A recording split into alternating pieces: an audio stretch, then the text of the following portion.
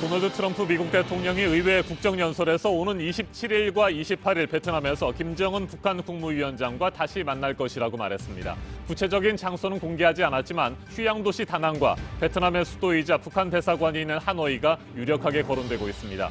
김정은 위원장의 전용기인 참매 1호기의 이동 거리와 숙박, 언론 취재 여건 등 인프라가 두루 고려된 것으로 보입니다. 청와대는 2차 북미 정상회담의 일정 등이 공개되자 환영한다고 밝혔습니다. 그러면서 북한과 미국이 보다 구체적이고 실질적인 진전의 발걸음을 내딛어 주길 바란다고 덧붙였습니다. 문재인 대통령의 베트남 방문 가능성에 대해서는 일단 높지 않다고 선을 그었습니다. 베트남 정부도 2차 북미 정상회담을 환영한다며 한반도 평화를 위한 대화를 지지하고 지원할 준비가 돼 있다고 밝혔습니다. 이달 말에 있을 두 번째 북미 정상회담에서는 구체적인 성과물이 나올 수 있을지 주목되고 있는 가운데 폼페이오 미 국무장관은 북한 김정은 위원장이 비핵화 약속을 지킬 것으로 기대한다며 그렇게 된다면 북한의 더 밝은 미래를 위한 조치에 미국도 나서겠다는 입장을 밝혔습니다. 전당대회를 이달 27일에 열기로 했던 자유한국당이 북미 정상회담 날짜가 27일에서 28일로 발표가 되면서 이 전대 일정을 바꾸는 걸 검토하고 있습니다. 오늘 비상대책위원회에서 논의가 있을 것으로 보입니다. 설 연휴 직전 경기도 안성과 충북 충주에서 발생한 구제역은 일주일째 추가 발병이 없는 상태입니다. 잠복기가 최대 14일이라 앞으로 일주일이 고비가 될 것으로 보이는데 방역당국은 오늘 전국 농장에서 일제히 소독에 나섭니다.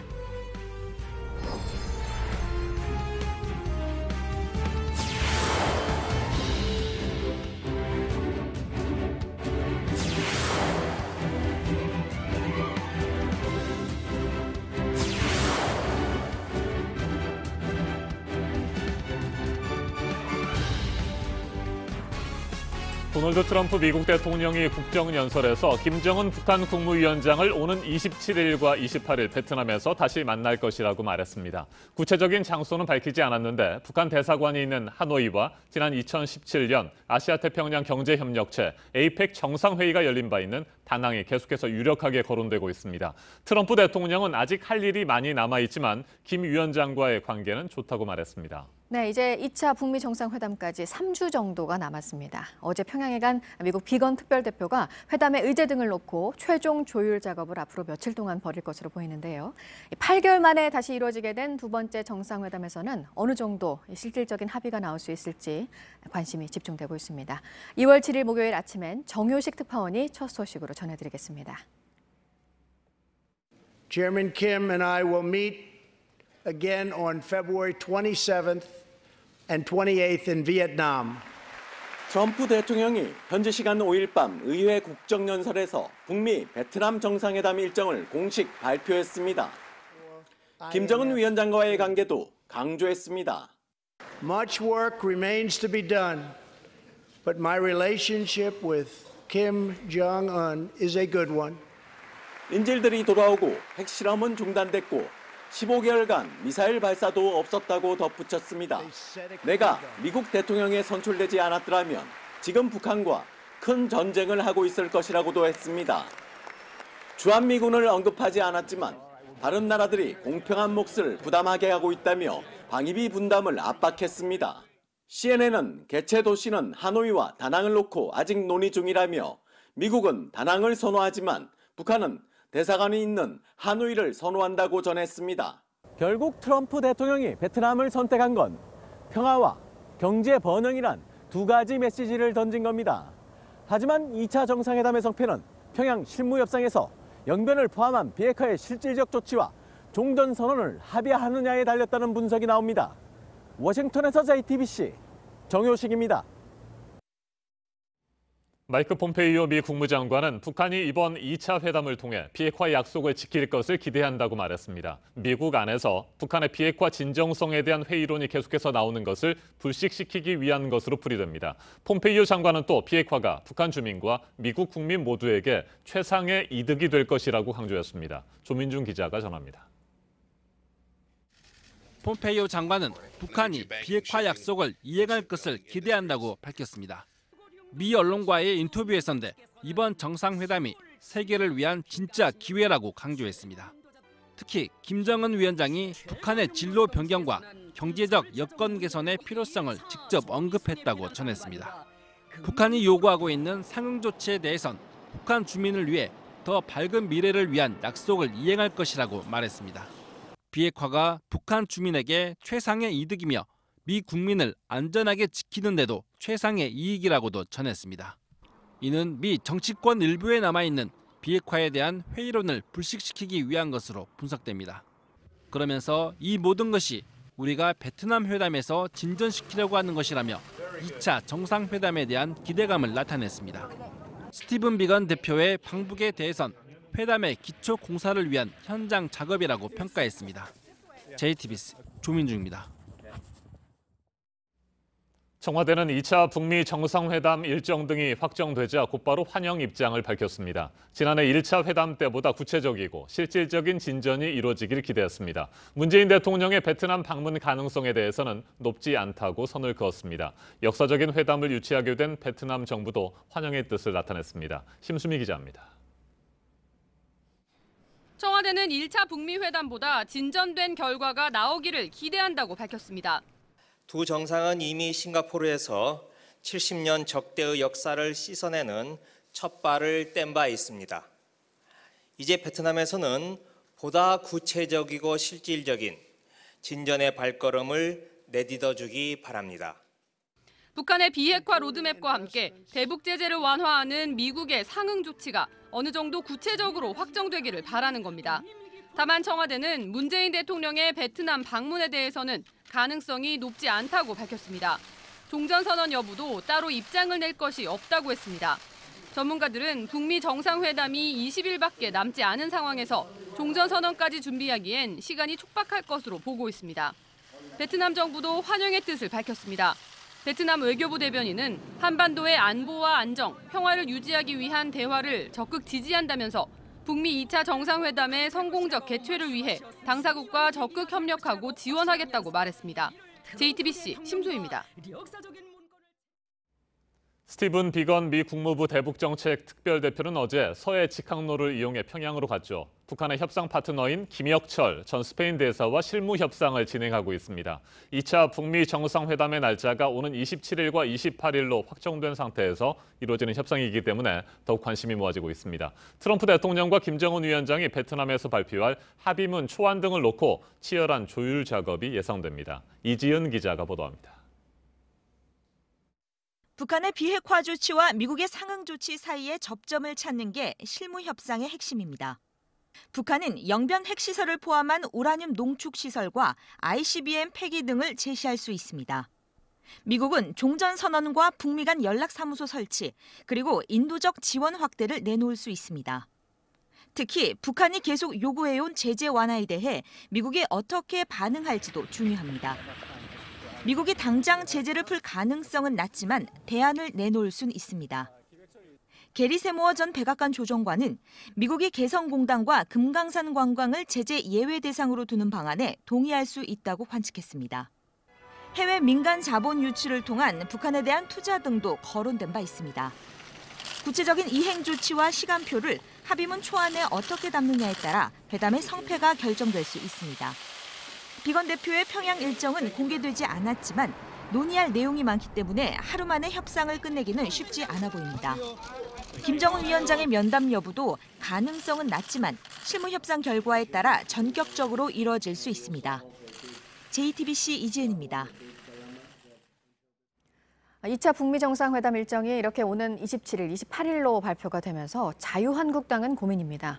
전당대회가 27일로 예정이 돼 있기 때문인데요. 이렇게 되면 새 당대표를 뽑는 당 행사의 빛이 발할 가능성이 크다는 판단 아래 일정을 바꾸는 걸 검토하고 있습니다. 오늘 비상대책위원회에서 이 문제를 얘기하고 내일 정식으로 선관위에서 논의가 될 것으로 보입니다. 서준석 기자입니다. 2차 북미 정상회담 일정이 발표되자 자유한국당은 고민에 빠졌습니다. 북미 정상회담에 모든 이목이 쏠려 27일로 예정된 전당대회가 국민의 관심에서 멀어질 수 있기 때문입니다.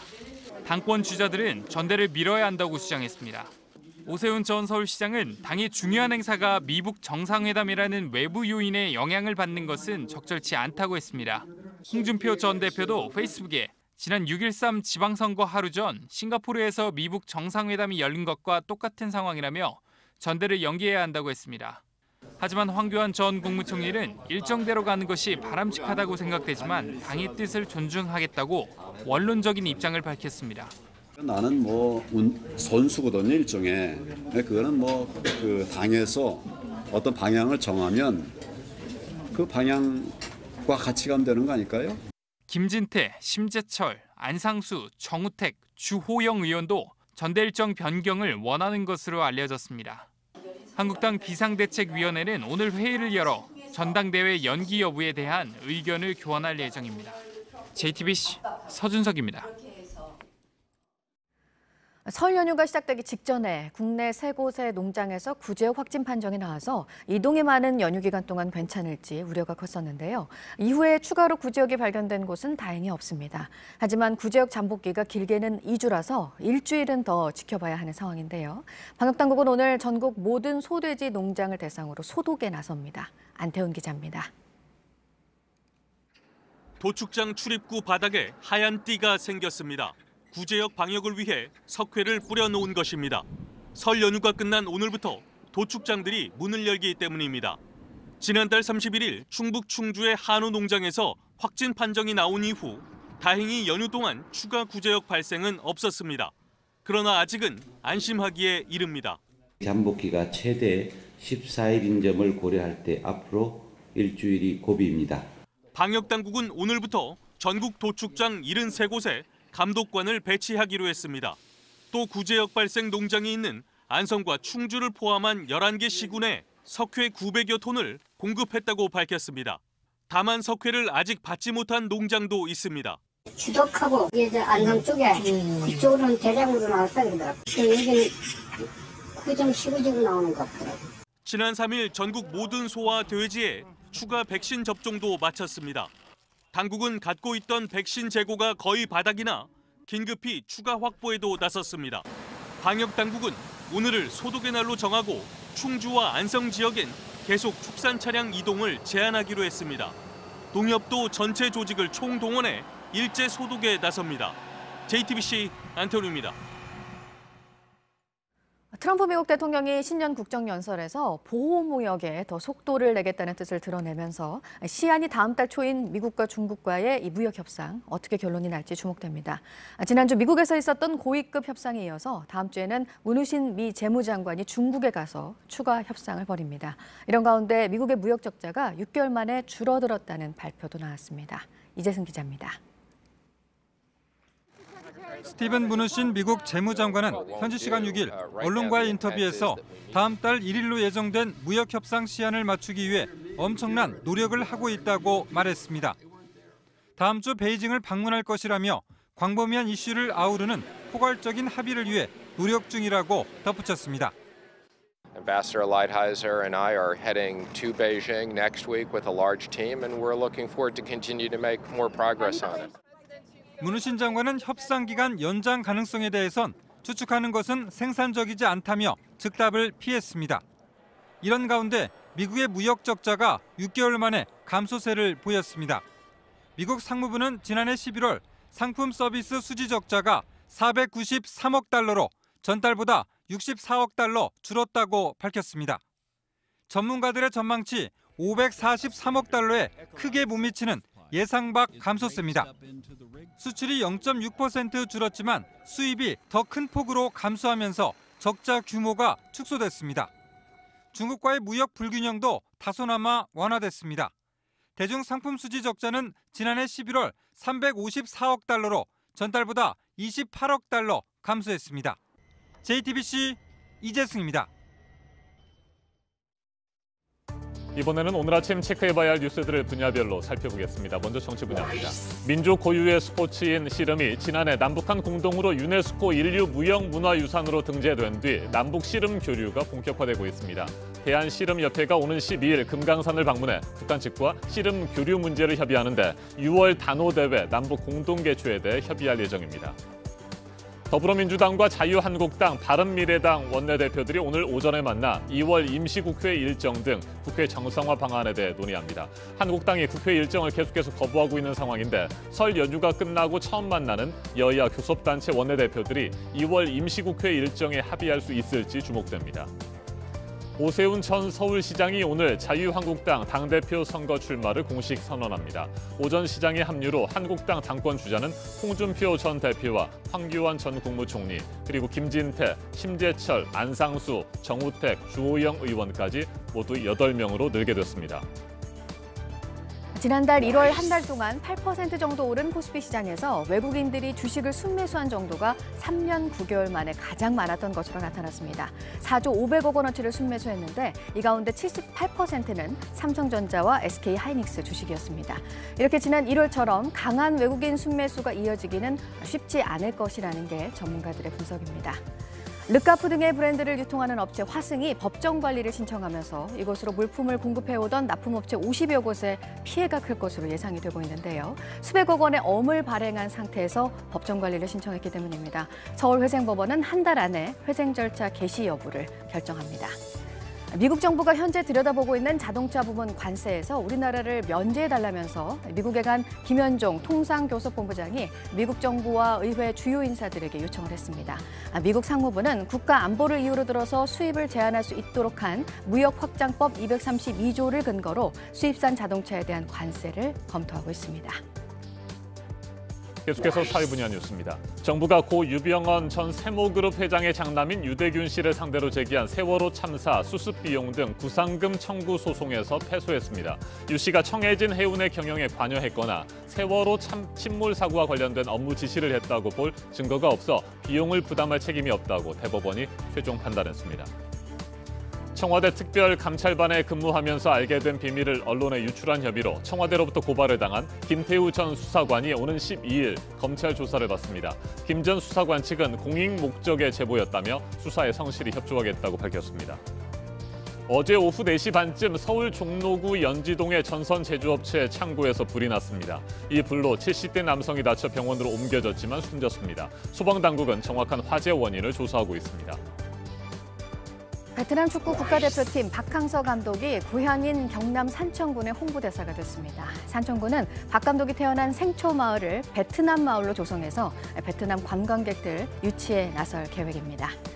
별세한 일본군 위안부 피해자 김복동 할머니의 일대기를 공영방송 BBC를 포함해서 영국 주요 언론들이 상세하게 다뤘습니다. 1991년 위안부 문제를 세계에 처음 공론화한 이후 김복동 할머니의 인권운동가로서의 삶에도 주목했습니다. 대관령 겨울음악제가 오늘부터 열흘 동안 강릉과 평창 일원에서 열립니다. 평창 동계올림픽 1주년을 기념하는 행사와 찾아가는 음악회 등이 마련이 됐습니다. 설 연휴가 끝나고 문재인 대통령은 오늘 청와대에서 벤처기업인들을 만납니다. 벤처 1세대 기업인부터 기업 가치가 10억 달러가 넘는 이른바 유니콘 기업 관계자들과 함께 한자리에서 경제 활력을 위한 혁신 기업들의 역할과 또 정부의 지원을 강조할 것으로 보입니다. 행정안전부가 오늘부터 세종특별자치시로의 이전을 본격적으로 합니다. 70여 년간의 서울 광화문 시대를 마무리하는 건데요. 앞으로 이사가 3주 동안 진행이 되고 이달 말에 이전을 완료할 계획입니다. 충남 태안화력발전소에서 일하다 숨진 비정규직 노동자 고 김용균 씨의 장례가 사고를 당하고 약 2달 만에 치러집니다. 오늘부터 사흘 동안 민주사회장으로 치러지는데요. 연결식은 모레 서울 광화문에서 진행이 될 예정입니다. 지금까지 분야별로 오늘 눈여겨봐야 할 뉴스들 체크해드렸습니다. 이어서 날씨 정보 알려드립니다. 아침 출근길 도로가 미끄러워서 조심하셔야겠습니다. 밤사이 곳곳 눈비가 내렸고 지금도 서울을 제외한 중부 많은 지역과 또 호남 지역에는 눈발이 날리거나 빗방울이 떨어지고 있습니다. 아침까지 충청도를 중심으로 한 중부지방과 호남지방에 또 강원과 제주에는 오전까지 눈비가 더 내리겠습니다. 대설주의보가 발효 중인 강원 영동 북부에는 최고 10cm로 양이 많겠고요. 그 밖의 지역은 1cm 정도에 그치겠습니다. 오늘 미세먼지 농도도 높습니다. 오전에는 중부지방을 중심으로 나쁨 수준 보이겠고 오후에는 강원과 또 충청 이남 지역에서 농도가 높겠습니다. 찬바람이 불어오면서 먼지는 점차 해소됩니다. 내일 아침에는 서울이 영하 10도 등 한겨울 추위가 기승을 부리겠고요. 추위는 쭉 이어지다가 다음 주 화요일부터 평년 수준의 기온 되찾겠습니다. 오늘 낮 기온은 서울이 최고 0도, 대전이 4도로 어제보다 10도가량 낮겠습니다. 북한은 평양이 영하 5도에 그치는 등 종일 영하권 추위 보이는 곳도 많겠습니다. 내일과 모레 우리나라도 계속 영하권에 머물겠습니다. 추위 대비 잘해주셔야겠습니다. 기상정보였습니다.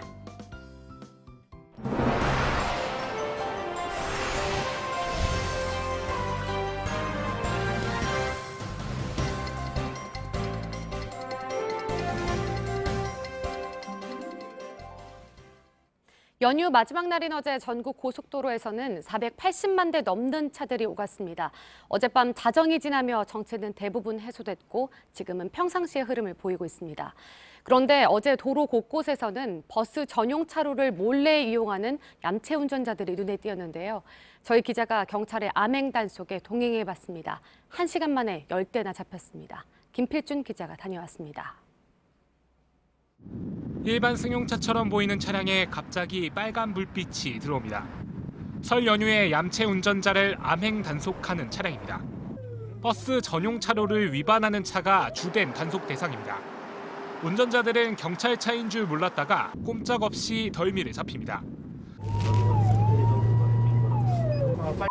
빨리 우측으로 정차하세요. 몰랐죠. 네. 갑자기 튀어나와가지고. 버스 전용차로 위반 등 얌체 운전을 단속한 지 약 1시간 정도가 지났습니다. 그런데 벌써 10번째 위반 차량이 적발됐습니다. 이유도 가지각색입니다. 한 운전자는 잠깐 버스 차로를 이용했을 뿐이라고 합니다.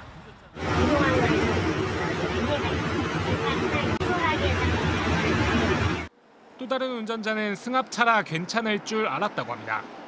단속하는 게 알겠습니다. 차 11인승이어야 되니까는. 그러나 9인승 이상 12인승 이하 승합차가 버스 차로를 이용하려면 6명 넘게 타야 합니다. 경찰은 지난 설 연휴 동안 양재RC부터 한남RC 6.8km 구간을 단속해 241건의 전용차로 위반 등을 적발했습니다. 암행 순찰자가 보이지 않는 곳에서 언제 어디서든 활동하면서 단속하기 때문에 절대 위반하지 말아야 할 것입니다. JTBC 김필주입니다. 유튜브 진행자 양혜원 씨가 강제 추행 사건과 관련해 자신을 향해 악성 댓글을 단 100여 명을 고소하기로 했습니다. 양 씨 측은 악플이 성범죄 피해자들을 위축시킨다며 고소 이유를 밝혔습니다. 조보경 기자입니다. 그 모든 악플들을 보고도 진짜 못 본 채하고 다 지나갈 수밖에 없었어요. 정말 도마 위에 올려놓고 무슨 난도질하듯이. 양 씨는 악성 댓글에 대한 얘기부터 꺼냈습니다. 자신을 강제 추행한 혐의로 재판에 넘겨진 최모 씨가 2년 6개월의 실형을 선고받은 직후였습니다. 컴퓨터 앞에 앉아서 저한테 뭐 너무나도 괴롭게 했던 그 사람들을 저는 용서할 생각이 하나도 없습니다. 결국 양 씨 측은 본격적인 법적 대응에 나서기로 했습니다. 명예훼손과 모욕 혐의로 이른바 악플러 100여 명을 경찰에 고소한다는 겁니다. 양 씨와 가족에게 욕을 하고 비하하거나 사건에 대한 허위 사실을 올린 이들이 대상입니다. 되게 많은 피해자들을 위축시키는 그런 부분이 있다고 생각하기 때문에 다만 양 씨 측은 금전적 배상이 아닌 진심 어린 사과를 원한다며 사과문을 게재하면 용서할 의향도 있다고 밝혔습니다. JTBC 조보경입니다. 미국에서는 DNA만 가지고도 범인의 몽타주를 그려내는 기술이 상당히 발달했습니다. 미제 사건 해결에도 적극적으로 활용되고 있는데 DNA 표본만 있으면 눈동자와 피부, 머리카락색은 물론이고 얼굴 생김새까지 완벽에 가깝게 재현해냅니다. 부소현 특파원입니다. DNA를 분석해 그린 몽타주입니다. 숲을 더미에서 발견된 작은 머리뼈 조각에서 추출했습니다. 실종 후 살해된 여성의 실제 얼굴과 흡사합니다. 수개월째 유해 신원조차 확인하지 못하던 경찰은 몽타주 덕분에 범인을 체포했습니다. 바닥에 떨어진 마른 피 한 방울도 범인의 얼굴을 정확히 그려냈습니다.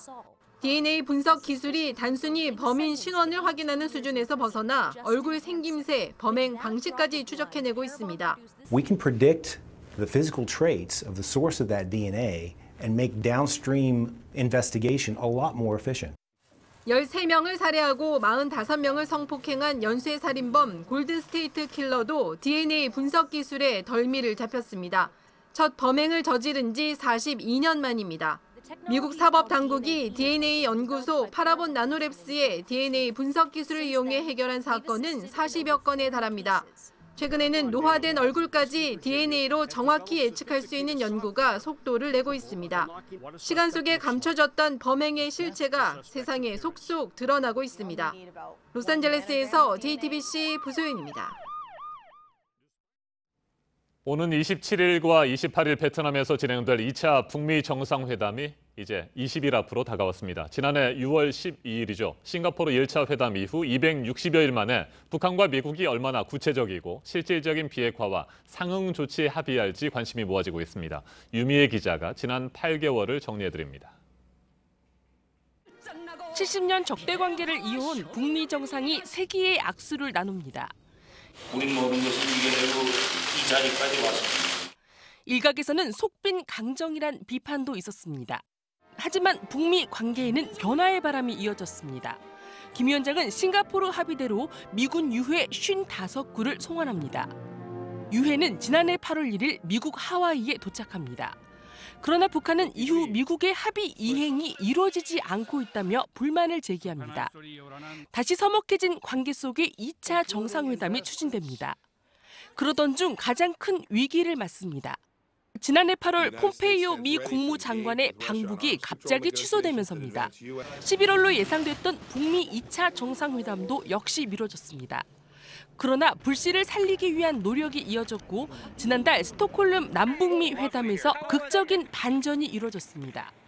여러 형태의 협의들이 잘 진행되고 있으니까 앞으로 성공적인 북미 대화 그리고 우리 남북 간에도 다 잘 이루어지길.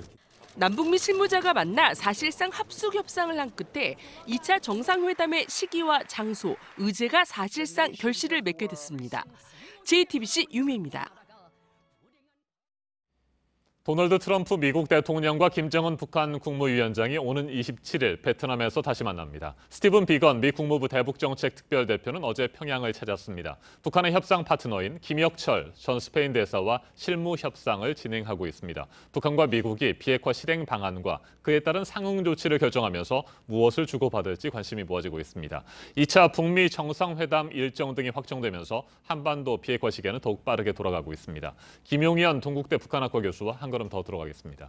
어서 오십시오. 네, 안녕하십니까. 네, 트럼프 대통령이 드디어 오는 27일과 28일 베트남에서 김정은 위원장을 다시 만납니다. 앞에서 전해드렸듯이 지난 8개월 동안 여러 가지 우여곡절이 많았는데 네. 이번 2차 회담의 의미부터 좀 짚어보죠. 260일 만에 정상회담입니다. 네. 2차 북미 정상회담이 열린다는 것은 결국 북미 정상회담이 앞으로 지속적으로 열릴 수 있는 그런 토대를 마련한다는 점에서도 대단히 큰 의미가 있다고 봅니다.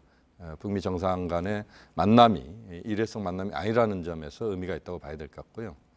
또 하나는 지난번 정상회담은 북미 최고 지도자 간의 통큰 결단에 의한 합의, 그러니까 한반도 비핵화 평화체제에 대한 큰 틀에서 합의를 이뤄낸 것이었습니다.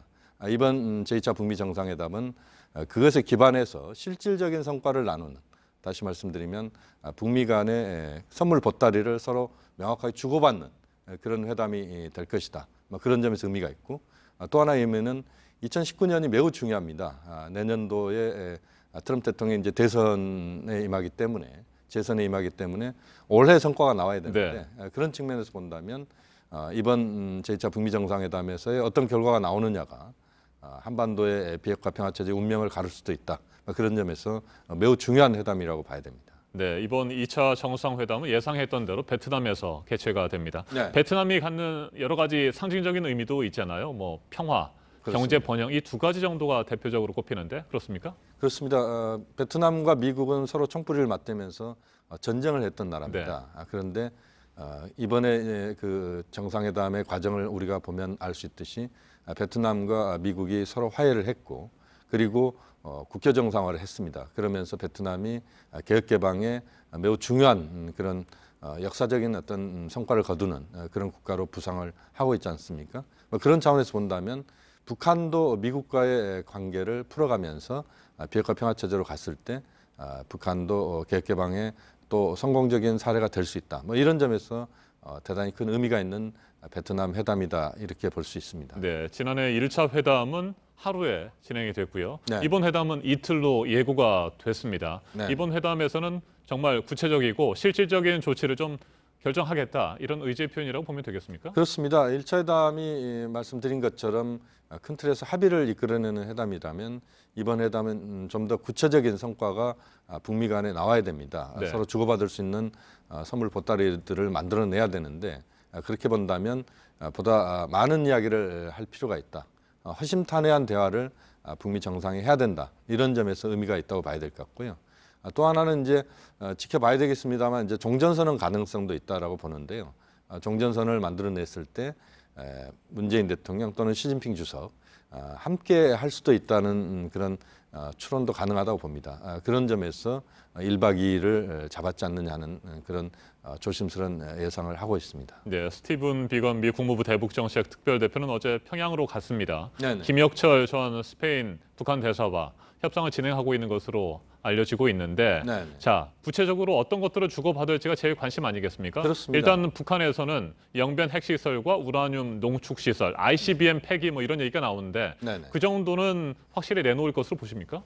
물론 이제 그 카드를 미국은 요구할 겁니다. 네. 그렇지만 북한이 전체 비핵화 프로그램이나 또는 영변 핵시설 모든 시설들을 다 폐기한다 할지 ICBM 모든 것들을 다 북한이 폐기한다 할지 이렇게까지는 당장 가기는 좀 어렵지 않느냐 하는 판단입니다. 전체를 100으로 놓고 본다면 네.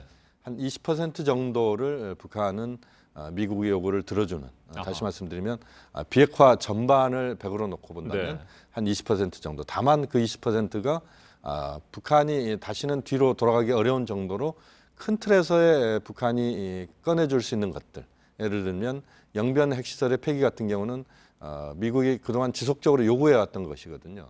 그런 것들을 북한이 행동으로 옮긴다는 것, 또 ICBM을 해체하는 과정에서 동창리 실험실을 실험할 수 있는 그런 공간을 완전히 이제 폐쇄하는 문제랄지 이런 것들은 상당히 중요한 그 미국이 봤을 때는 북한이 다시 돌아가기 어려운 네. 그런 핵 관련된 행보라고 봐야 되기 때문에 이제 그런 것들을 미국은 강하게 주문할 가능성이 높다고 봅니다. 네, 핵시설의 20% 정도는 북한이 내놓아야 할 것이다 이런 말씀이신데 네네. 그 20% 안에 말이죠. 앞서 제가 말씀드렸던 그 세 가지 네. 영변 핵시설 그리고 ICBM 네네. 또 우라늄 농축시설 이 세 가지가 다 들어가야 20%를 충족할 수 있습니까? 아니면 네네. 영변 핵시설만 들어가도 네네. 돌이킬 수 없는 20% 정도의 단계까지는 갈 수 있는 겁니까? 물론 이제 말씀하신 것처럼 그 세 가지는 다 중요한 부분들인데요. 첫 술에 배부를 수 없다 이렇게 볼 수밖에 없습니다. 그래서 이번에는 그런 한 20% 정도의 성과들을 예를 들어서 ICBM도 그렇고 또 영변 핵시설도 그렇고 우라늄 농축, 고농축 우라늄 시설 관련된 부분은 좀 더 지켜봐야 되겠습니다.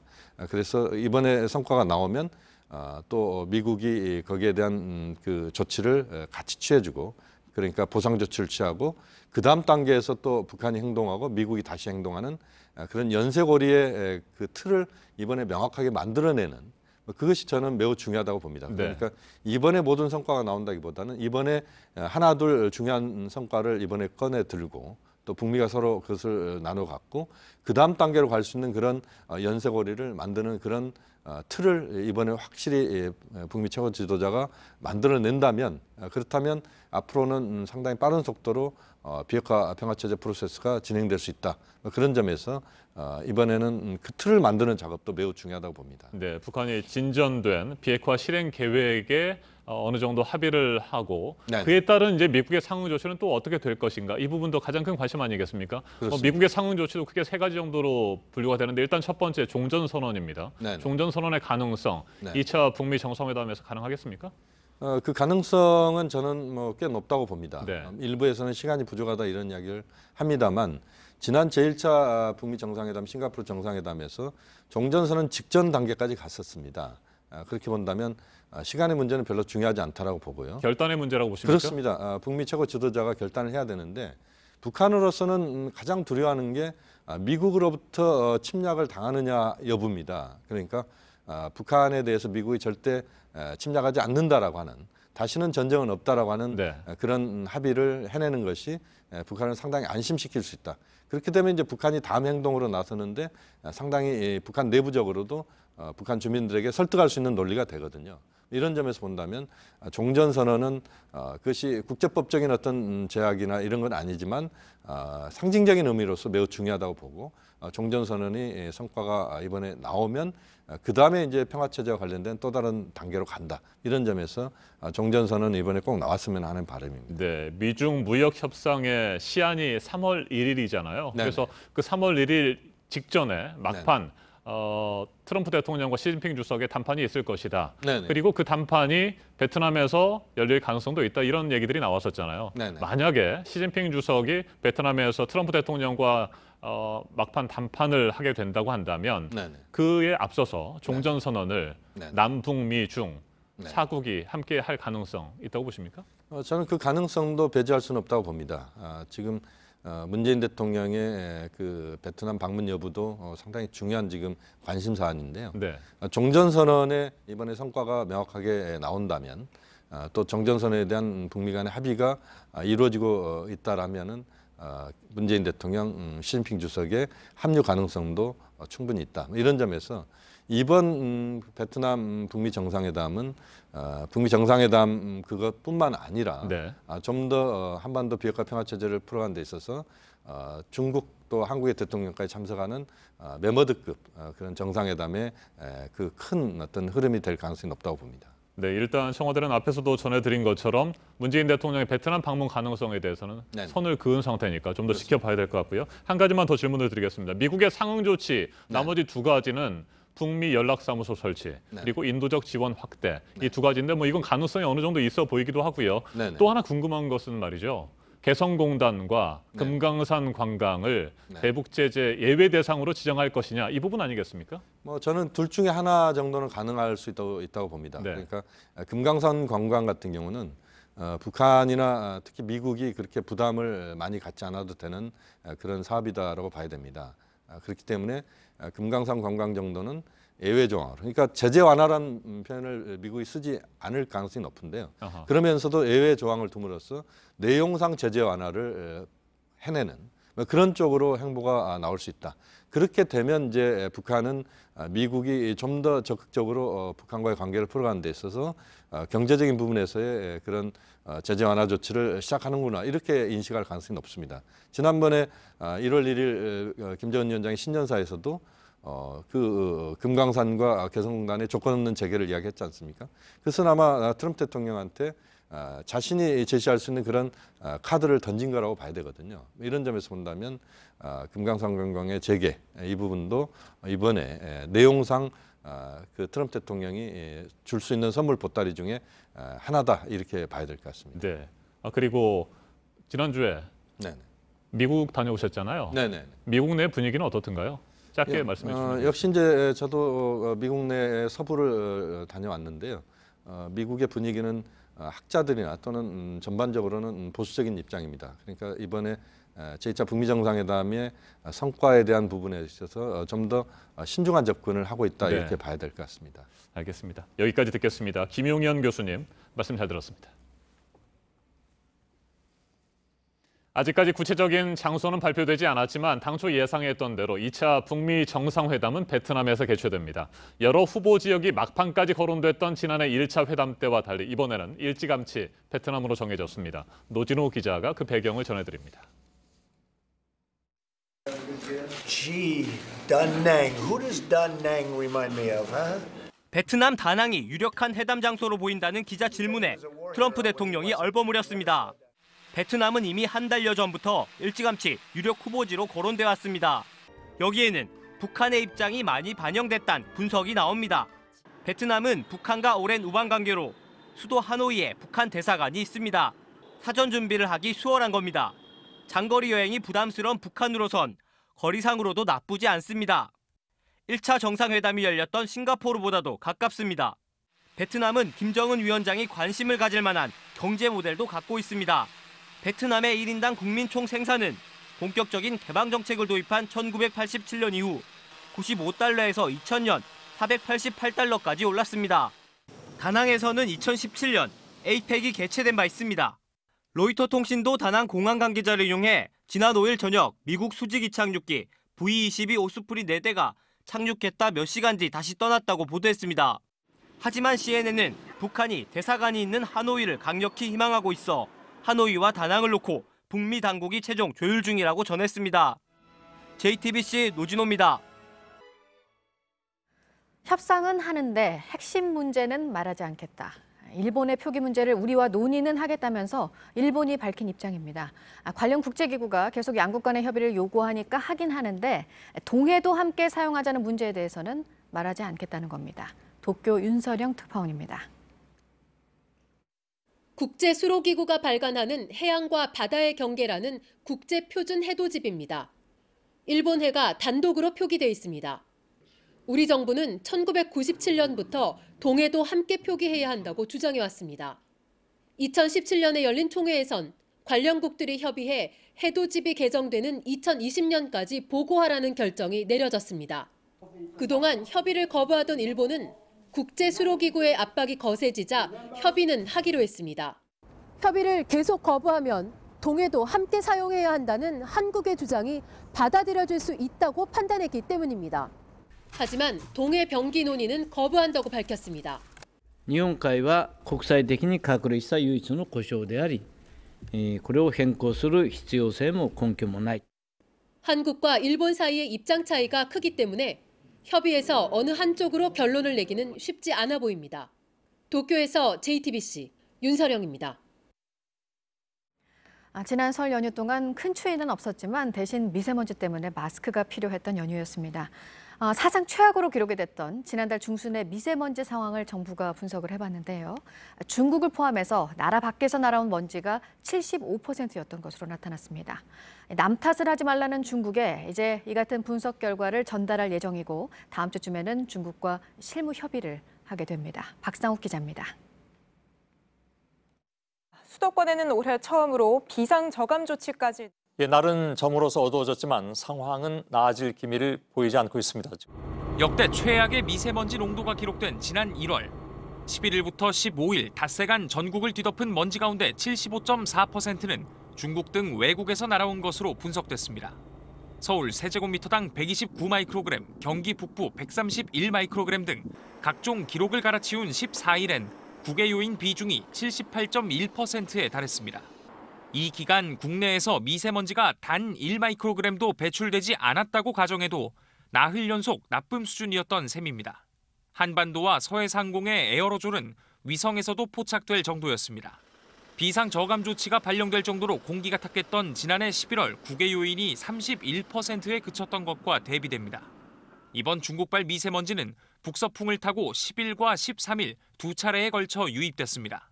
특히 12일 베이징과 텐진 등 중국 동부 지역에서 최고 농도가 기록됐는데 이틀 만에 우리나라 서쪽 지역 초미세먼지 농도가 일제히 세제곱미터당 100마이크로그램을 넘겼습니다. 정부는 이 같은 분석 결과를 중국 측에 전달하고 오는 20일쯤 미세먼지 예경보 정보를 공유하기 위한 실무 협의에 나설 계획입니다. JTBC 박상욱입니다. 새해 들어서 부동산 시장 가격은 계속 떨어지고 거래는 없어지고 대출 증가세도 줄고 있습니다. 그동안 오른 걸 생각하면 더 떨어져야 한다는 게 정부 입장인데요. 오는 4월에 공동주택 공시가격이 발표가 되면 세금 부담 때문에 매물이 더 늘 것이라는 전망입니다. 먼저 정재우 기자입니다. 1년 전 서울에선 한 달에 10,000채가 넘는 아파트가 팔렸습니다. 하지만 지난달 거래량은 1,877건에 그쳤습니다. 1년 새 82%가 줄어든 겁니다. 강남구의 아파트 거래는 전년의 12%, 용산구는 2%에 불과합니다. 집을 찾는 사람이 줄면서 대출 증가세도 주춤해졌습니다. 매달 4조 원 넘게 늘던 주택담보대출은 지난달에는 2조 3,678억 원 늘어나는데 그쳤습니다. 아파트값도 지난주까지 12주째 내렸습니다. 하지만 지난 2년간 오른 폭을 감안하면 더 떨어질 여지가 있다는 게 정부나 실수요자들의 시각입니다. 서울 도곡동의 대표적인 아파트 단지입니다. 전용 면적 84제곱미터의 아파트가 9.13 대책 직후인 지난해 10월 21억 4천만 원에 거래됐습니다. 현재 호가는 18억 원으로 내렸지만 2017년보다 여전히 5억 원 비쌉니다. 전문가들은 올해 아파트값 하락세가 이어질 것으로 보고 있습니다. 특히 4월 고가 아파트의 공시가격이 크게 오를 경우 다주택자들이 본격적으로 매물을 내놓을 가능성이 있다는 분석입니다. JTBC 정재우입니다. 그런가 하면 전세 가격은 집값보다 더 빠르게 떨어지고 있습니다. 세입자들의 부담이 줄긴 했는데 이 깡통 전세라고 해서 전세 보증금을 돌려받지 못하는 집들이 늘지 않을까 하는 우려도 나오고 있습니다. 이어서 이태경 기자입니다. 서울 송파구의 한 아파트 단지입니다. 석 달 새 전세값이 1억 원 가까이 빠졌는데도 새로운 세입자를 구하기가 쉽지 않습니다. 인근에 9,500세대 규모의 대단지 아파트가 새로 생긴 데다 전세 대출 규제로 비싼 전셋집을 찾는 사람도 줄면섭니다. 한 달 정도는 밀린 경우가 있죠. 싸우고 난리가 나는데 대출을 받아야 되는데 대출이 안 되고 그것도 혼란스럽잖아요. 지난달 서울 아파트 전셋값은 6년 5개월 만에 가장 큰 폭으로 내렸습니다. 특히 송파구와 강동구 등 강남권 하락폭이 컸습니다. 매년 오르던 전셋값이 떨어지면서 세입자들은 부담을 좀 덜었다는 표정입니다. 하지만 한편에선 전세금을 돌려받기 어려운 이른바 깡통 전세가 늘어나는 것 아니냐는 걱정도 나옵니다. 전세값 내리면 집주인은 이제 돈이 없으니까 그것 때문에 저희도 사실 좀 걱정이 되는데요. 최종구 금융위원장도 최근 깡통 전세로 빚을 못 갚는 대출자들이 생길 수 있는 만큼 은행이 대비할 필요가 있다고 밝혔습니다. JTBC 이태경입니다.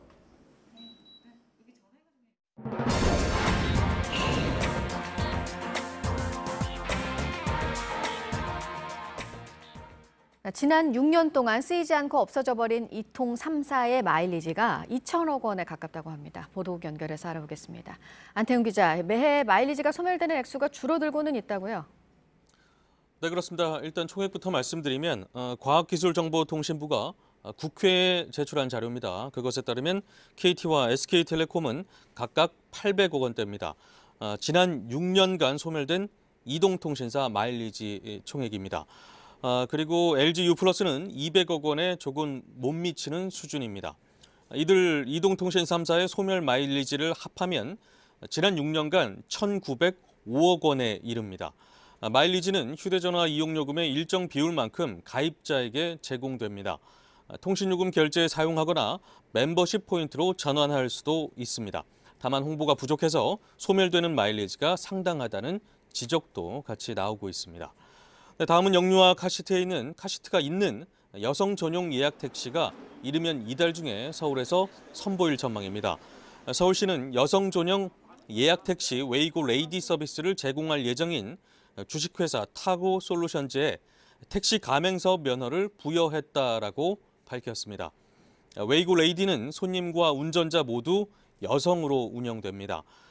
국내에선 처음으로 역류아용 카시트도 제공한다는 계획입니다.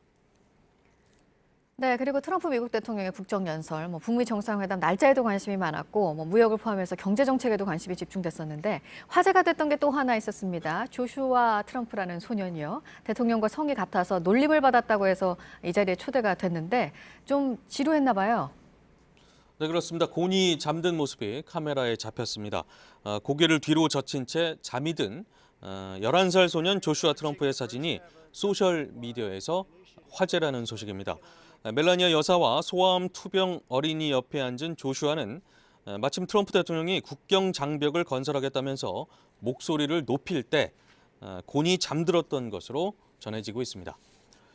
다음은 한국계인 김용전 세계은행 총재를 이을 후임이 지명됐다는 소식입니다. 트럼프 대통령은 데이비드 멜페스 미 재무부 차관을 지명했다라고 밝혔습니다.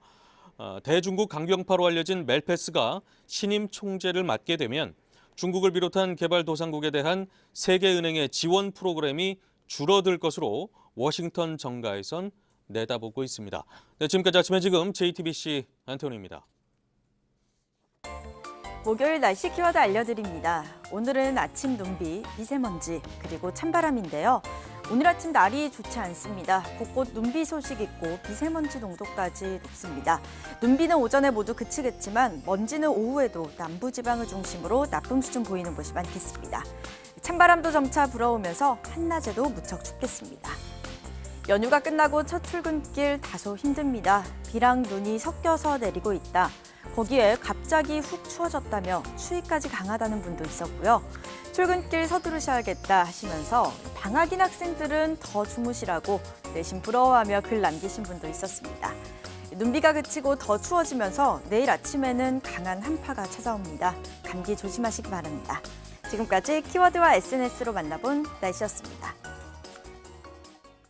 경찰이 조재범 전 국가대표 쇼트트랙 코치의 성폭행 혐의에 대한 수사 결과를 발표했습니다. 피해자 심석희 선수가 고등학교 2학년 때인 2014년부터 수차례 성폭행을 했다고 판단했습니다. 조 전 코치는 혐의를 계속해서 부인하고 있는데 오늘 검찰로 넘겨질 예정입니다. 이상엽 기자가 보도합니다. 경찰은 조재범 전 코치가 2014년부터 3년간 심석희 선수를 여러 차례 성폭행했다고 보고 있습니다. 심 선수가 고등학교 2학년일 때였습니다. 범행은 태릉과 진천선수촌, 한국체육대 빙상장 등 7군데서 이뤄진 걸로 경찰은 파악했습니다. 조 씨는 혐의를 부인했습니다. 그러나 경찰은 심 선수의 피해 진술이 구체적이고 일관돼 더 믿을만하다고 결론냈습니다.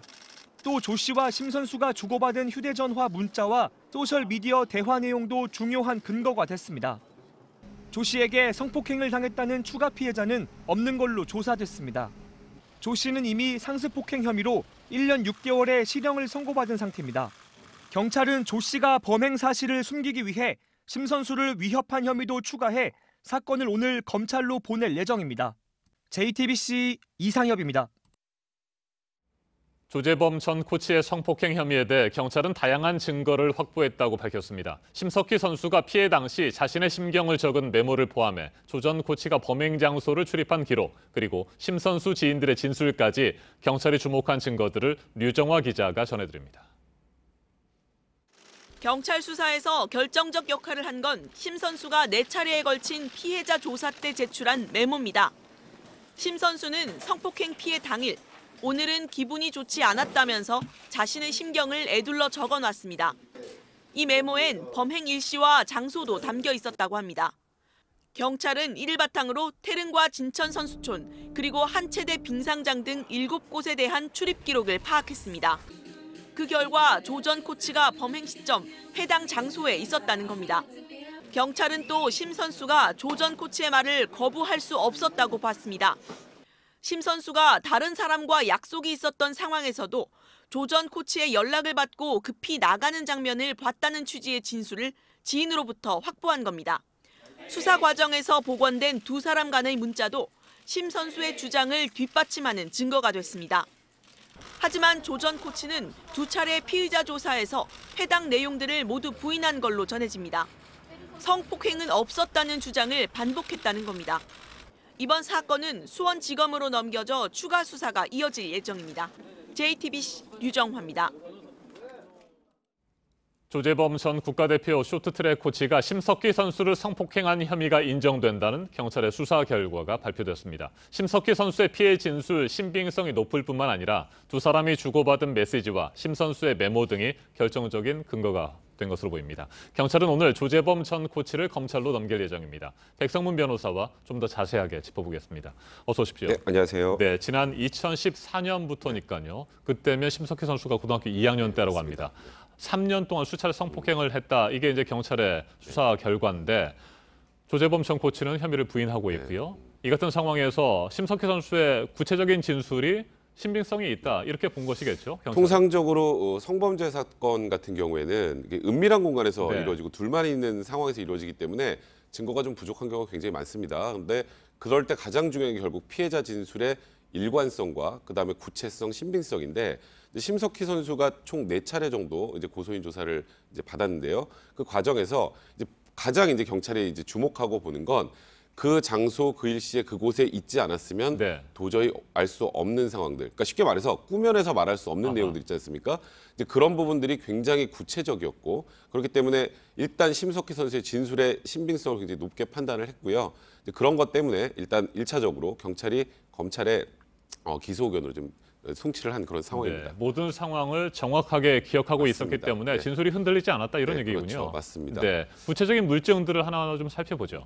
일단 이게 사실 제가 말씀드렸던 것처럼 증거가 많이 부족한 건 사실입니다. 근데 그 당시에 이제 있었던 일들을 확인하기 위해서는 첫 번째 양 당사자 간의 대화 내용이 굉장히 중요한데 그 대화 내용을 파악할 수 있는 건 결국 휴대폰이죠. 네. 휴대폰과 태블릿 PC입니다. 12월에 그 조재범 코치의 휴대전화와 태블릿 PC를 압수수색 과정에서 이제 확보를 했고요.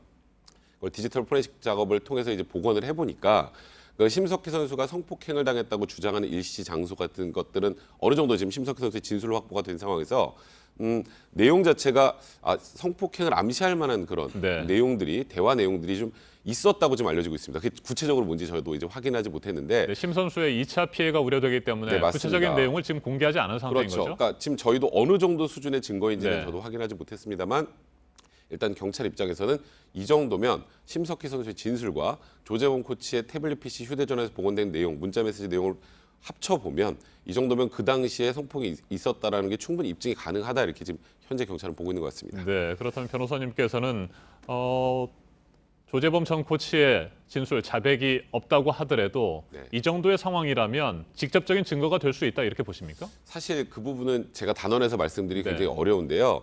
일단 이게 좀 과거 일이잖아요. 2014년부터 3년 정도 있었던 일인데 관련돼서는 제가 말씀드렸던 것처럼 증거가 그렇게 풍부하기 힘든 사건입니다. 이제 그렇기 때문에 뭐 제가 증거를 다 보지 않은 이상 뭐 조재범 전 코치를 기소하는데 넉넉하다라고 단언하기 힘들겠습니다만 일단 경찰도 이게 워낙 사회적 이목이 집중된 사건이기 때문에 굉장히 좀 꼼꼼하게 수사를 한 것 같고요.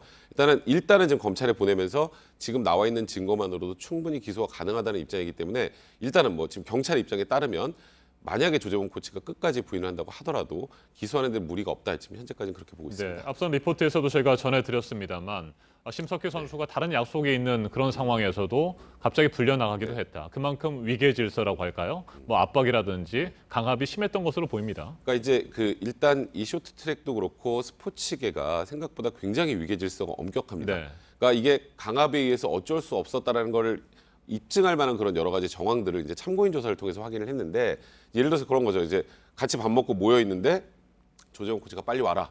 그러면 여기 있던 모든 약속을 접고 다시 들어가야 됐던 것. 그러니까 지시와 명령을 따를 수밖에 없는 그런 구조였기 때문에 그 성폭행을 3년간 당했음에도 불구하고 외부적으로 말하고 발설하기 힘들었다라는 것. 이제 그런 것들을 입증할 만한 이제 정황 증거로 참고인 진술을 통해서 그런 내용들이 확보된 것 같습니다. 네, 심 선수가 앞서 전해드린 것처럼 고등학교 2학년 때부터 성폭력 피해를 당했다고 하니까요. 성폭행을 당했다고 하니까 그렇다면 아동 청소년 성보호에 관한 법률 위반 뭐 이런 혐의가 적용이 될까요? 이게 일단은 지금 경찰에서 기소용인으로 송치한 그 죄명을 보면 아동 청소년 등 성보호에 관한 법률에 강간 등 상해죄가 있습니다. 그러니까 지금 근데 이제 상해 부분은 입증이 가능한지 제가 아직 확인하지 못했습니다만 그 부분이 적용이 된다면 이건 최대 무기징역까지 가능한 사안이기 때문에 굉장히 지금 엄중하게 바라보고 있는 것 같고요. 그리고 그 한 건이 아니라 또 심석희 선수가 성년이 되고 나서도 그러도 성폭행이 이어졌기 때문에 죄명은 아동 등 청소년의 성보호에 관한 법률 강간 등 상해 외에도 아마도 그냥 일반 형법의 강간죄도 포함이 돼 있지 않을까 이렇게 생각하고 있습니다. 네, 조 전 코치가 범행 사실을 숨기기 위해서 심 선수를 뭐 위협하고 뭐 협박했다 뭐 이런 혐의들도 있다고 하더라고요. 그러니까 지금 그 부분과 관련해서는 말씀드렸던 성폭행 혐의 외에 강요와 협박 혐의도 추가해서 지금 기소 의견으로 보낸다고 지금 하는 과정인데요.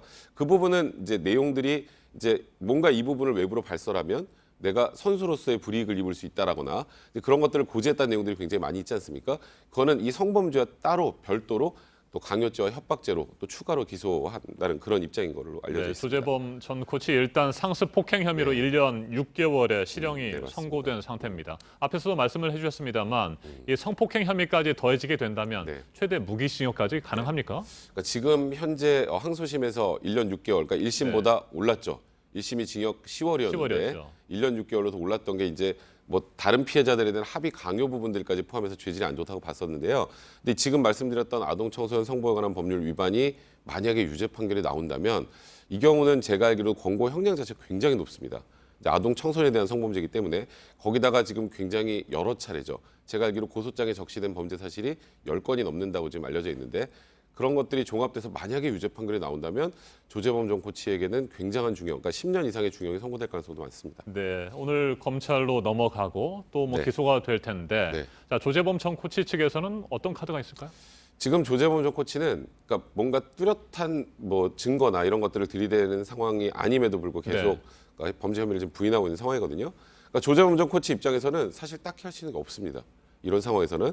그러니까 일단 뭐 조재범 코치가 어떤 상황인지 뭐 조사 과정에서 뭐 어떤 태도를 보이는지에 대해서는 지금 일단 언론을 통해서 알려진 것은 그냥 혐의를 전면 부인하고 있다고 하는데 이제 만약에 이제 증거들이 어느 정도 확보된 상황에서 조재범 전 코치가 계속 부인을 하게 되면 그러면 보통 이제 그 경우에 반성을 하지 않는다고 판결문에 보통 적시가 됩니다. 이제 그런 상황이 되면 조재범 코치가 굉장히 중한실형이 선고될 가능성이 많기 때문에 조재범 전 코치 입장에서도 아마 변호인이 있다면 지금 나와 있는 증거를 보고 나중에 이제 진술을 번복할 가능성, 그러니까 자백을 할 가능성도 배제할 수는 없는 상황입니다. 그 외에는 현재는 그렇게 남아있는 카드가 많아 보이진 않는 그런 상황이죠. 네, 여기까지 듣겠습니다. 백성문 변호사님 말씀 잘 들었습니다. 설 명절 기간에 한복을 입은 나들이객들의 모습 도심 고궁 등에서 많이 볼 수 있었습니다. 그런데 대부분 전통 한복과는 다른 변형된 한복들을 입었습니다. 지나치게 변형된 한복이 오히려 전통을 해친다는 의견과 함께 이렇게라도 입는 것이 낫지 않겠느냐 이런 의견차가 팽팽합니다. 밀착 카메라 임지수 기자가 취재했습니다. 네, 설 연휴 첫날 경복궁입니다. 이 추운 날씨에도 한복을 차려입은 사람들 많이 보이는데요. 이렇게 한복을 입으면 서울 시내 4대 고궁에는 무료로 입장할 수도 있어서 더욱 인기입니다. 한복을 빌려 입고 사진을 찍는 것은 필수 관광 코스가 됐습니다. 일본 대학 다니고 있는데 친구들이 치마 저고리 입어보고 싶다고 해서. 아이와 학생들에겐 낯선 한복과 가까워지는 기회입니다. 한복 전에 입은 적 있어요? 아니요, 한 번도 안 입어본 처음이에요. 그런데 대부분 화려한 빛깔과 이국적인 문양을 강조하는 개량 한복들입니다. 근처 대여점에서 가장 인기가 많은 한복을 한번 입어봤습니다. 곳곳에 금은박과 또 레이스가 술을 놓고 있고요. 허리춤에는 리본을 매도록 돼 있습니다.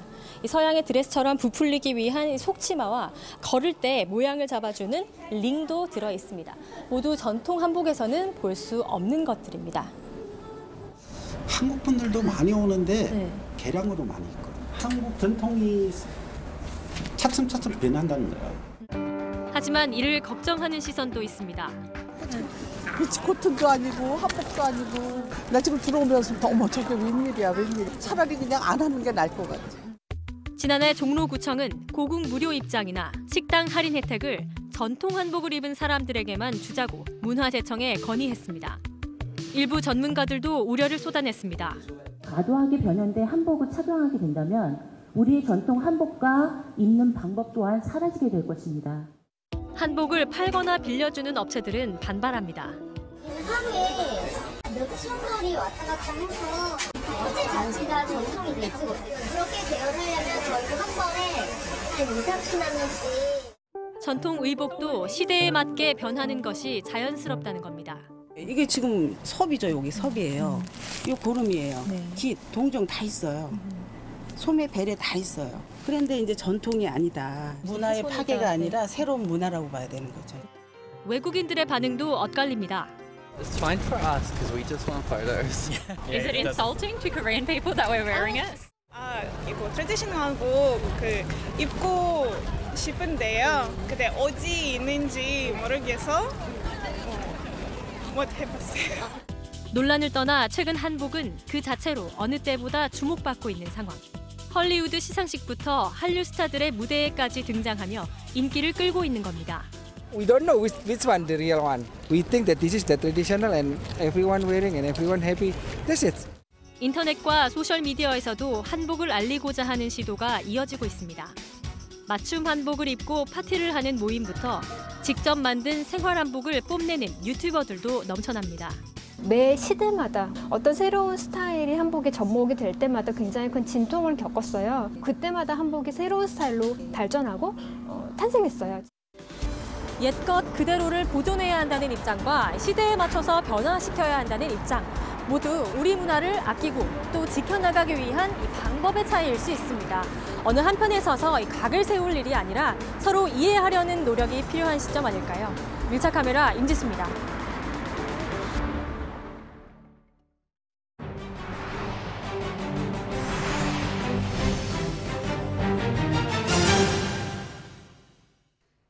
미국에서 액상형 전자담배를 피우던 남성이 폭발로 숨졌습니다. 전자담배 폭발로 인한 사망사고는 미국에서 벌써 두 번째입니다. 김혜미 기자입니다. not quite 25 years old, and he should have had a long life ahead of him. 미국 텍사스주에 살던 올해 24살 윌리엄 브라운이 지난달 숨졌습니다. 상점 주차장에서 피우던 전자담배가 폭발한 겁니다. 폭발한 전자담배 파편 3조각이 목에서 발견됐습니다. 액상형 전자담배였는데 문제가 있어 더 이상 팔리지 않는 제품이었다고 CNN은 보도했습니다. 미국에서는 지난 2009년 이후 200건이 넘는 전자담배 폭발 사고가 일어났습니다. 이 중 사람이 숨진 건 이번이 2번째입니다. 지난해 5월 미국 플로리다주에서 30대 남성이 전자담배 폭발로 인해 머리에 손상을 입고 숨졌습니다. 미 의회는 전자담배 배터리가 시한폭탄과 같이 위험한 물건이라고 이미 지적했습니다. 소방청에 따르면 우리나라에서도 배터리 과열 등으로 인한 전자담배 관련 화재가 한 해 2건꼴로 발생하고 있습니다. 소방청은 배터리 과열에 주의하고 정품이 아닌 배터리를 사용하지 말아야 한다고 당부했습니다. JTBC 김혜미입니다. 터키 이스탄불에서 아파트가 무너져 지금까지 최소 2명이 숨졌습니다. 현지 시간 6일 이스탄불의 8층짜리 아파트 건물이 갑자기 무너졌습니다. 지금까지 2명이 숨지고 6명이 다쳤는데요. 사고 원인은 밝혀지지 않았습니다. 당국은 아직 10여 명이 건물잔에 깔려 있는 것으로 보고 구조 작업에 총력을 다하고 있습니다.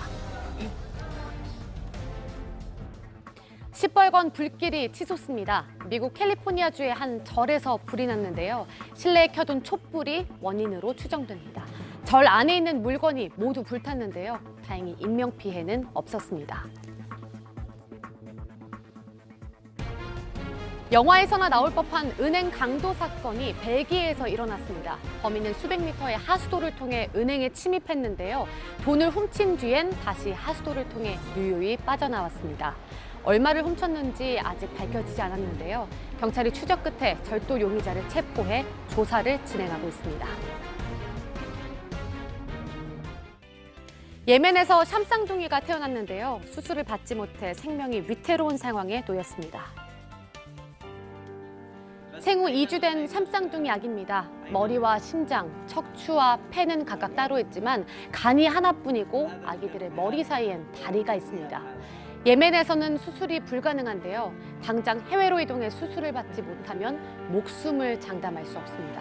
하지만 부모는 수술 비용을 감당할 수 없고 설령 지원을 받는다고 해도 전쟁으로 인해 공항이 폐쇄돼 해외로 나갈 수도 없는 애타는 상황입니다. 담당 의사는 해외로만 나갈 수 있게 도와달라며 UN 등의 국제기구에 지원을 요청했습니다. 눈 덮인 산 위를 날아오릅니다. 캐나다 브리티시 컬럼비아주에서 열린 프리라이드 대회인데요. 스키나 보드를 탄 선수들이 거친 산맥 사이를 누비며 아찔한 묘기를 선보입니다. 예측할 수 없는 길을 빠른 속도로 질주해야 하기에 더 위험하고 난도가 높은 경기인데요. 스키 종목에선 뉴질랜드와 미국 선수가, 보드 종목에선 프랑스 선수들이 우승을 차지했습니다.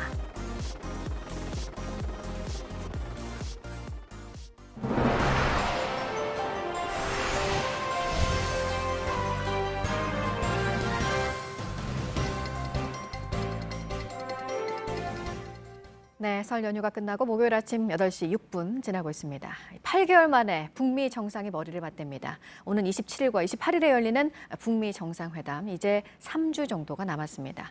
비핵화 관련해서 1차 회담 때는 구체적인 합의가 없었다는 목소리가 좀 있었고, 따라서 2차 때는 실질적인 성과물이 나오게 될지 지금 관심인데요. 이런 가운데 폼페이오 미 국무장관은 이번 회담이 세계를 위한 진짜 기회라면서 북한이 비핵화 약속을 지킬 것으로 기대하고, 그렇게 된다면 상응하는 조치를 내놓을 것이라는 입장을 다시 한번 밝혔습니다. 조민중 기자입니다. 폼페이오 장관은 북한이 비핵화 약속을 이행할 것을 기대한다고 밝혔습니다. 미 언론과의 인터뷰에서인데 이번 정상회담이 세계를 위한 진짜 기회라고 강조했습니다. 특히 김정은 위원장이 북한의 진로 변경과 경제적 여건 개선의 필요성을 직접 언급했다고 전했습니다. 북한이 요구하고 있는 상응 조치에 대해선 북한 주민을 위해 더 밝은 미래를 위한 약속을 이행할 것이라고 말했습니다. 비핵화가 북한 주민에게 최상의 이득이며 미 국민을 안전하게 지키는 데도 최상의 이익이라고도 전했습니다. 이는 미 정치권 일부에 남아있는 비핵화에 대한 회의론을 불식시키기 위한 것으로 분석됩니다. 그러면서 이 모든 것이 우리가 베트남 회담에서 진전시키려고 하는 것이라며 2차 정상회담에 대한 기대감을 나타냈습니다. 스티븐 비건 대표의 방북에 대해선 회담의 기초 공사를 위한 현장 작업이라고 평가했습니다. JTBC 조민중입니다. 2차 북미 정상회담 일정이 나온 데 대해서 청와대는 이번에 베트남에서 보다 구체적이고 실질적인 진전을 기대한다고 밝혔습니다. 베트남에서 미중 정상회담까지 잇따라 있을지도 지금 관심인데요. 그렇게 되면 문재인 대통령도 베트남에 갈지에 대해서 청와대는 가능성이 높지는 않다는 입장입니다. 심수미 기자입니다. 청와대는 1차 북미 회담보다 진전된 결과가 나오기를 기대한다고 밝혔습니다. 두 정상은 이미 싱가포르에서 70년 적대의 역사를 씻어내는 첫 발을 뗀 바 있습니다. 이제 베트남에서는 보다 구체적이고 실질적인 진전의 발걸음을 내딛어주기 바랍니다. 북한의 비핵화 로드맵과 함께 대북 제재를 완화하는 미국의 상응 조치가 어느 정도 구체적으로 확정되기를 바라는 겁니다. 다만 청와대는 문재인 대통령의 베트남 방문에 대해서는 가능성이 높지 않다고 밝혔습니다. 종전선언 여부도 따로 입장을 낼 것이 없다고 했습니다. 전문가들은 북미 정상회담이 20일밖에 남지 않은 상황에서 종전선언까지 준비하기엔 시간이 촉박할 것으로 보고 있습니다. 베트남 정부도 환영의 뜻을 밝혔습니다. 베트남 외교부 대변인은 한반도의 안보와 안정, 평화를 유지하기 위한 대화를 적극 지지한다면서 북미 2차 정상회담의 성공적 개최를 위해 당사국과 적극 협력하고 지원하겠다고 말했습니다. JTBC 심소희입니다. 어제 평양에 간 비건 미국 특별대표는 앞으로 며칠 동안 이번 북미 정상회담의 의제 등을 놓고 최종 조율 작업을 하게 될 것으로 보입니다. 북한의 구체적인 비핵화 이행 조치, 그리고 그에 따른 미국의 상응 조치, 어느 정도 합의문에 넣느냐에 따라 회담의 성패가 정해질 것으로 보입니다. 이지은 기자입니다. 북한의 비핵화 조치와 미국의 상응 조치 사이의 접점을 찾는 게 실무 협상의 핵심입니다. 북한은 영변 핵시설을 포함한 우라늄 농축시설과 ICBM 폐기 등을 제시할 수 있습니다. 미국은 종전선언과 북미 간 연락사무소 설치, 그리고 인도적 지원 확대를 내놓을 수 있습니다. 특히 북한이 계속 요구해온 제재 완화에 대해 미국이 어떻게 반응할지도 중요합니다. 미국이 당장 제재를 풀 가능성은 낮지만 대안을 내놓을 수는 있습니다. 게리 세모어 전 백악관 조정관은 미국이 개성공단과 금강산 관광을 제재 예외 대상으로 두는 방안에 동의할 수 있다고 관측했습니다. 해외 민간 자본 유치를 통한 북한에 대한 투자 등도 거론된 바 있습니다. 구체적인 이행 조치와 시간표를 합의문 초안에 어떻게 담느냐에 따라 회담의 성패가 결정될 수 있습니다. 비건 대표의 평양 일정은 공개되지 않았지만 논의할 내용이 많기 때문에 하루 만에 협상을 끝내기는 쉽지 않아 보입니다. 김정은 위원장의 면담 여부도 가능성은 낮지만 실무 협상 결과에 따라 전격적으로 이뤄질 수 있습니다. JTBC 이지은입니다. 2차 북미 정상회담 일정이 오는 27일과 28일로 확정되자 자유한국당은 큰 고민에 빠졌습니다. 새로운 지도부를 뽑는 전당대회가 27일로 겹치기 때문입니다. 네, 당권 주자 대부분이 전당대회 일정을 바꿔야 한다고 하고 있는데요. 오늘 비상대책위원회에서 의견을 나누고 당 선관위에서 정식으로 논의가 될 것으로 보입니다. 서준석 기자입니다. 2차 북미 정상회담 일정이 발표되자 자유한국당은 고민에 빠졌습니다. 북미 정상회담에 모든 이목이 쏠려 27일로 예정된 전당대회가 국민의 관심에서 멀어질 수 있기 때문입니다. 당권 주자들은 전대를 미뤄야 한다고 주장했습니다. 오세훈 전 서울시장은 당의 중요한 행사가 미북 정상회담이라는 외부 요인의 영향을 받는 것은 적절치 않다고 했습니다. 홍준표 전 대표도 페이스북에 지난 6.13 지방선거 하루 전 싱가포르에서 미북 정상회담이 열린 것과 똑같은 상황이라며 전대를 연기해야 한다고 했습니다. 하지만 황교안 전 국무총리는 일정대로 가는 것이 바람직하다고 생각되지만 당의 뜻을 존중하겠다고 원론적인 입장을 밝혔습니다. 나는 선수거든요, 일종의. 그거는 그 당에서 어떤 방향을 정하면 그 방향과 같이 가면 되는 거 아닐까요? 김진태, 심재철, 안상수, 정우택, 주호영 의원도 전대 일정 변경을 원하는 것으로 알려졌습니다. 한국당 비상대책위원회는 오늘 회의를 열어 전당대회 연기 여부에 대한 의견을 교환할 예정입니다. JTBC 서준석입니다. 여야는 어제 설 연휴 기간에 파악한 민심을 전했습니다. 제각각 서로 다른 해석을 내놓으면서 각 당의 입장 차이만 다시 확인했습니다. 김경수 경남지사의 법정 구속을 둘러싼 신경전은 이어지고 있어서 2월 임시국회도 마비되지 않을까 우려됩니다.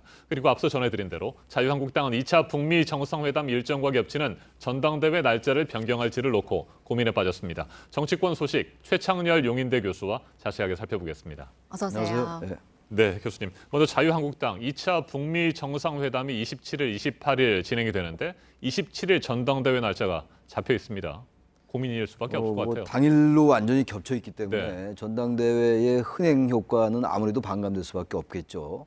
2차 북미 정상회담이 워낙 세계적 관심사니까 언론도 그렇고 미디어도 아무래도 그쪽에 이제 관심이 집중될 것이고 국민 관심사도 마찬가지일 것 같아요. 그래서 전당대회 일정을 이제 연계되는 거 아니냐 이런 이제 얘기가 나오고 있습니다. 아무튼 한국당으로서는 모처럼 이제 당이 지지율도 좀 민주당과 격차도 좀 좁혀지고 이런 추세에서 상당히 어려움을 겪고 있는 것 같긴 한데 전당대회 일정을 외부 변수 때문에 또 일정을 연기하는 그것도 과연 맞는 것인가 이런 생각도 들기도 합니다. 네.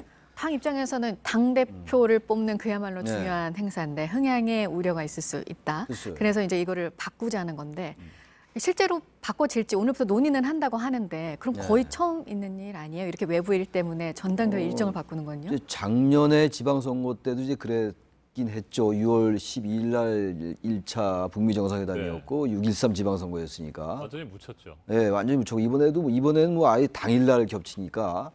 근데 전당대회 날짜를 이런 이제 북한 변수 이런 것들로 연기한 예는 제 기억으로는 별로 없거든요. 그래서 어쨌든 전당대회는 전당대회로 치르고 그리고 이제 북미 정상회담은 정상회담으로 가는 게 맞을 것 같아요. 그리고 2월 정상회담은 이미 사실 예정이 돼 있었던 거였거든요. 지난해 연기되고 1월 얘기가 있었습니다만 어차피 2월로 갈 거다라는 예측이 가능했던 부분들이라서 아마 당으로서는 그런 부분을 충분히 예측했을 법한데 아무튼 그런 점은 불가피하게 있죠. 전당대회가 분명히 이제 이 북미 회담으로 묻힐 것은 틀림없는데 주자 간의 생각도 약간 좀 차이가 있어 보이긴 합니다. 오늘 이제 여러 논의 끝에 선관위가 최종 결정을 해야 되겠죠.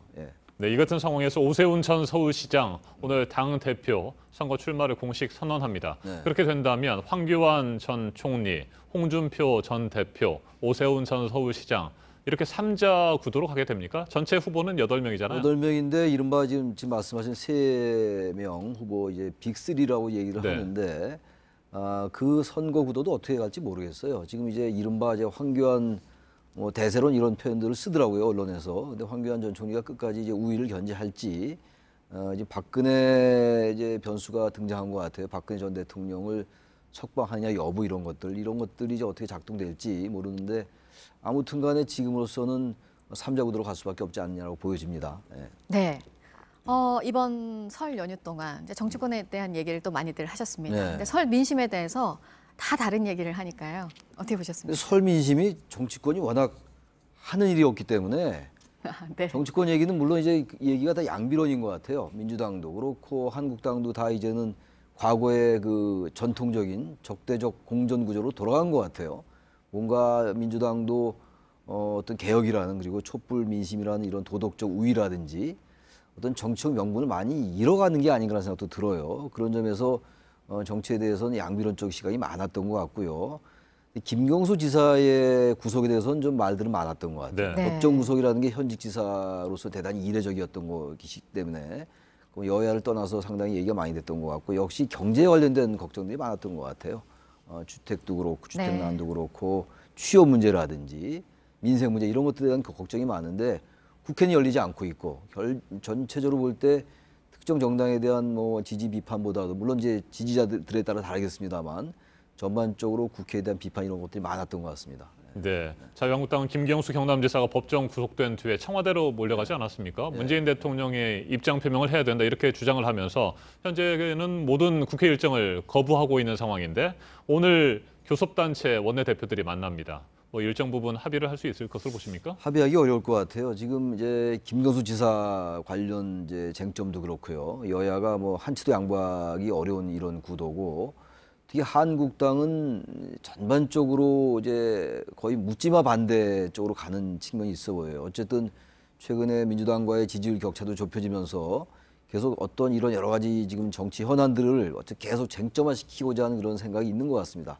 게다가 전당대회도 이제 예정돼 있고 이러다 보니까 따라서 여야가 만난다고 해도 2월 임시국회 일정 합의하기 어려울 것 같아요. 어차피 짝수달에는 임시국회가 열리기로 돼 있는데 그것도 뭐 지금 뭐 상당히 여러 쟁점들이 얽혀 있고 김태우 그 수사관의 의혹은 뭐 특검하자고 이제 한국당 얘기하고 있는 상황이고 지금 김경수 지사 건도 그렇고 여러 가지가 여야가 지금 뭐 양보할 수 없는 이런 쪽으로 가고 있기 때문에 2월 국회 일정 합의하기 좀 어렵지 않겠는가 생각이 듭니다. 네. 이런 쟁점들뿐만 아니라 지금 이번 달에 뭐 북미 정상회담도 그렇고 네. 중요한 일정들이 많이 포함이 돼 있는 이번 2월이어서 국회 공전이 좀 길어질 것이다 이런 우려도 나오고 있고 그러면은 또 법안들이 처리가 또 안 되고 넘어가고 그러는 참 거잖아요. 진짜 국회의 존재 이유를 묻지 않을 수가 없어요. 뭐 이건 양비론으로서가 아니라 지금 민생 법안이라는 게 유치원 3법도 지금 통과가 안 되고 네. 있는 상황이고 탄력 시간 근로제 확대하는 이런 부분도 그렇고 말이에요. 이런 것들이 전혀 지금 안 되고 있는 상황이고 1월 임시국회도 17일 날 이제 끝나는데도 불구하고 뭐 전혀 아무 한 일이 없고 2월 국회 일정도 합의하기 어려워 보이고 게다가 이제 문희상 의장 등이 또 이제 미국 방미가 예정돼 있고 네. 북미 정상회담이 있고 한국당 전대 있고 그렇다면 이거는 뭐 2월 국회 전혀 하기 어려울 것 같아요. 네, 알겠습니다. 여기까지 듣도록 하겠습니다. 최창렬 교수였습니다. 고맙습니다. 네, 고맙습니다. 영화 극한 직업이 올해 첫 1000만 영화가 됐습니다. 코미디 영화가 관객 1000만 명을 넘어선 것은 6년 만이라고 합니다. 네, 권근영 기자가 전해드립니다. 때와 장소를 가리지 않고 오는 치킨 배달 전화도 무조건 열심히 받습니다. 지금까지 이런 맛은 없었다. 이것은 갈비인가 통닭인가. 마약반 형사들이 잠복을 위해 위장 개업한 치킨집이 본의 아니게 대박이 난다는 설정. 왜 최선을 다하는데? 왜 자꾸 장사가 잘 되는데? 영화도 함께 대박이 났습니다. 개봉 보름 만에 1000만 명 넘는 관객이 몰렸습니다. 역대 흥행 영화 중에서 명량, 신과 함께 인과 연에 이어 세 번째 빠른 속도입니다. 코미디 영화론 7번 방의 선물 이후 6년 만, 주연 배우 류승룡 씨에겐 네 번째 1000만 영화입니다. 6살 지능의 딸 바보 아빠로, 아내를 유혹하는 허당 카사노바로 발군의 연기를 보여준 류 씨가 말하는 희극 장인의 비결은 의외입니다. 웃기지 말자. 그래서 최대한 그 상황에 맞게 진지하게. 가짜 왕을 내세운 숨은 권력자로 등장한 사극뿐 아니라 왜군 장수, 청나라 장수 같은 외국인 연기도 빠지지 않았습니다. 아낌없이 망가지고 거침없이 웃기며 각박한 일상에서 웃고 싶은 관객의 마음을 사로잡았습니다. JTBC 권근영입니다. 경기를 뛰는 선수들이 아닌 감독이 주인공이 되는 시간, 바로 작전 타임입니다. 프로배구에서는 세트 중간 30초짜리 작전 타임을 요청하기도 하는데요. 감독들이 이 짧은 시간에 어떻게 선수들의 마음을 움직이는지 이도성 기자가 담아왔습니다.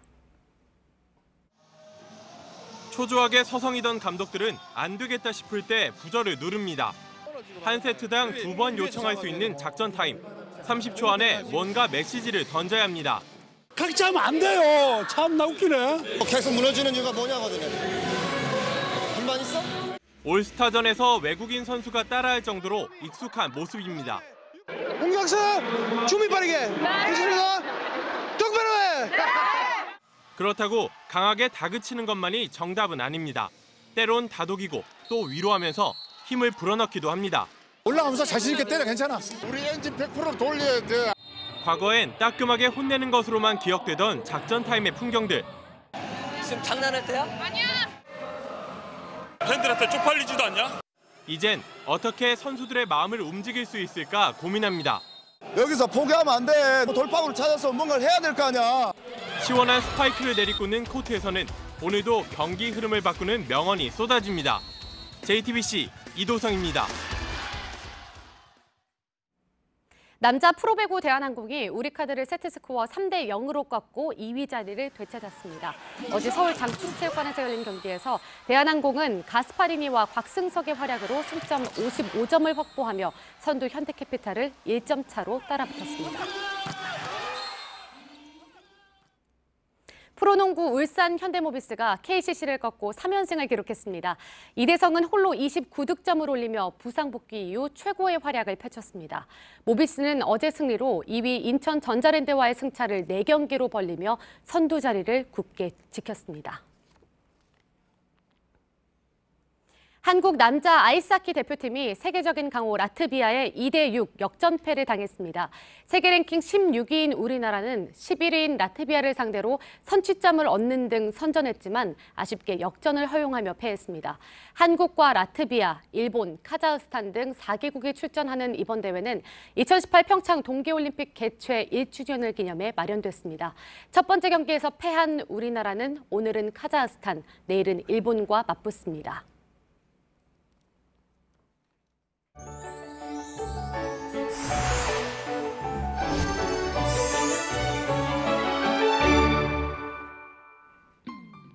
아침 출근길 도로가 미끄러워서 조심하셔야겠습니다. 밤사이 곳곳 눈비가 내렸고 강원과 호남 또 제주에는 지금까지도 눈발이 날리거나 빗방울이 떨어지는 곳이 있습니다.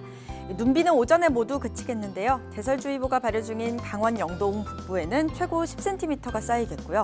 그 밖의 지역은 1cm 정도에 그치겠습니다. 오늘 미세먼지 농도도 높습니다. 오전까지 중부지방을 중심으로 나쁨 수준 보이겠고 오후에는 강원과 충청 이남 지역에서 농도가 높겠습니다. 찬바람이 불어오면서 먼지는 점차 해소됩니다. 내일 아침에는 서울이 영하 10도까지 떨어지는 등 한겨울 추위가 기승을 부리겠습니다. 추위는 쭉 이어지다가 다음 주 화요일부터 평년 수준의 기온 되찾겠습니다. 오늘 낮 기온은 서울이 최고 0도, 대전이 4도 등으로 어제보다 10도가량 낮겠습니다.